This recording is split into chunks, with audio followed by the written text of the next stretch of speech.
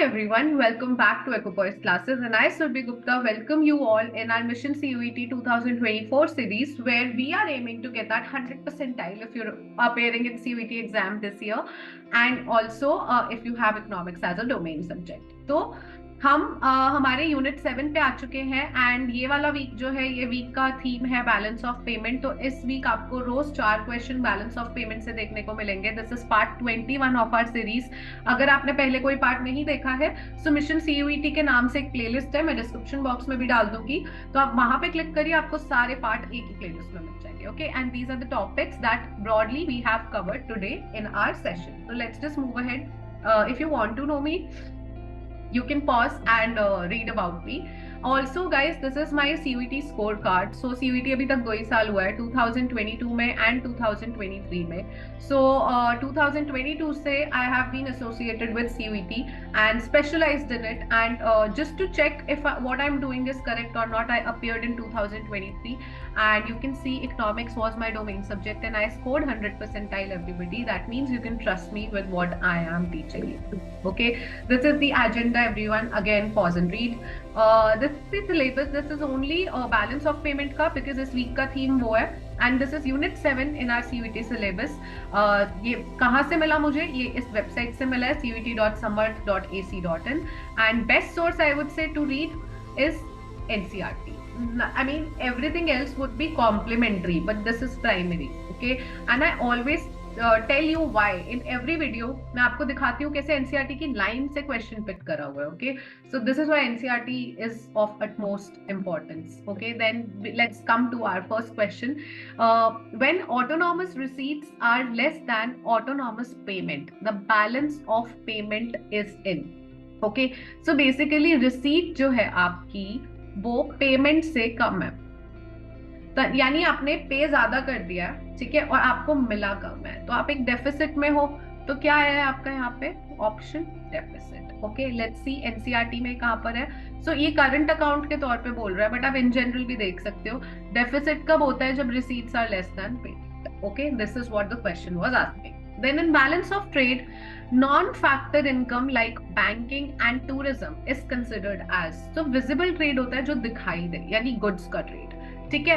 Visible banking, अब ये banking तो है ही नहीं है, नॉन फैक्टर इनकम ट्रेड में विजिबल बैंकिंग कहाँ से आ गई, ठीक है. Invisible tourism, no, that is not. Why would be it would be invisible tourism? So the correct answer is everybody net invisible. How? Let's just read this NCERT. Balance of trade is said to be in balance when export of goods, okay, are equal to the import of goods. Surplus or trade surplus will arise if country export more goods than what it imports, whereas deficit will arise if country imports more goods than what it exports. Net invisible is the difference between value of export and value of import of invisibles of a country in a given period of time. Invisible में क्या क्या include होता है? Services, transverse. अब services भी, अब यहाँ पर आ जाओ, यहाँ पर वो बोल रहा है कि services trade includes both factor and non factor income. Non factor income like यहाँ पे देख लो बैंकिंग, टूरिज्म, ठीक है. तो क्वेश्चन क्या था? नॉन फैक्टर इनकम पहले ही बोल दिया था उसने, ये पार्ट ऑफ सर्विसेज है एंड सर्विसेज पार्ट ऑफ आता है net investments. Okay, so I hope you clear with your answer now. Then let's come to our third question. Identify set of correct statements. ठीक है, let's try elimination method here. Fixed exchange rate is regulated by government. Fixed exchange rate वही होता है, fixed government regulate करती है, तो correct है, ठीक है. Flexible exchange rate is regulated by market forces. Correct. Flexibility क्योंकि market force है, demand and supply जैसी होगी वैसा exchange rate होगा, so this is also correct. A और B correct है, ठीक है. अब पहले तो वो ऑप्शन हटाई दो जहां ए और बी साथ में नहीं है, ये नहीं है और ये नहीं है, या फिर आप चलो ये भी छोड़ो, हम सीधा सीधा, आपको ये पता था, हम ना सी स्टेटमेंट देखते हैं. Dirty floating is hybrid of fixed and flexible exchange rate system. Dirty floating is a hybrid of fixed and flexible exchange rate system. अब आपको ना ये पता होना चाहिए, अगर आपको ये पता है तो आप आंसर पे आ सकते हो. अब ना यहाँ पे मैं आपको एनसीईआरटी दिखाती हूँ, then we'll go back to the answer. ठीक है, without any formal international agreement, the world has moved on to what we best described as managed floating exchange rate system. It is a mixture of flexible, okay, yani float is what? Flexible and fixed that means manage. Under this system also called dirty floating, central bank intervenes. ठीक है, so यहाँ पे क्या बोल रहे हैं, dirty floating is a hybrid of fixed and flexible. Yes everybody, that is correct. तो आपको पता था A और B करेक्ट है, ठीक है। या फिर आप यहाँ पे ऑप्शन से कैसे और भी ऑप्शन देख सकते थे, एलिमिनेट हो सकता था। सबसे पहले तो ये हो गया कि flexible exchange rate is also known as, तो डी डी हटा देते, ठीक है, तो भी आप ए बी और ए बी सी पे ही आ रहे थे। तो बेसिकली ए बी आपको पता लग गया था कि सही है, सी आइडेंटिफाई करना इंपॉर्टेंट था, और सी आइडेंटिफाई हमने एनसीईआरटी क्लिपिंग से कर लिया। Okay, then last question of the day, in balance of trade account imports are entered as.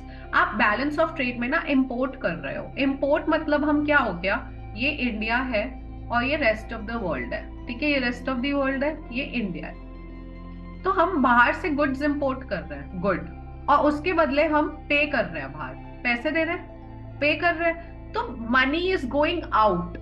Okay, money is not coming in, goods are coming in, but we need to, account में, accountancy भी जब पढ़ते हो, accounts में क्या लिखते हैं, पैसे आया या पैसा गया।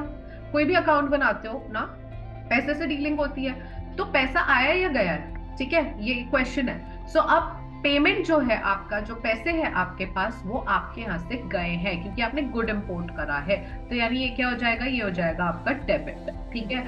यहाँ पे देख लो, okay, imports of good is entered as debit item. Debit मतलब पैसा गया, क्रेडिट मतलब आया, डेबिट मतलब गया, ठीक है, that is why it is taken as a debit item. Okay, then if you want to score 100 percentile, this is my CUET sprint batch का ad, you can see 1st April से batch start हो रहा है, मुझसे पढ़ने को मिलेगा आपको, एंड आप पॉज करके देख सकते हैं अगर आपको पढ़ना है इस बैच में क्या है। इंटरेस्टेड है तो इस ईमेल आईडी पे इंटरेस्टेड लिख के भेजिए।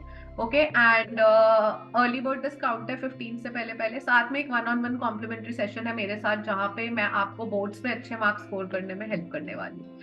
एंड कमेंट अगर आपके कोई भी और डाउट्स या क्वेरीज है everybody, and also most of you are watching my video haven't subscribed, so please वो रेड बटन दबा के जाना, टेक्स हार्डली सेकेंड्स यार, प्लीज मेरे को बहुत हेल्प हो जाती है। एंड हाथ छोड़ के जाना, लाइक करो, शेयर करो बहुत लोगों के साथ, and keep preparing. All the best guys, I will see you tomorrow.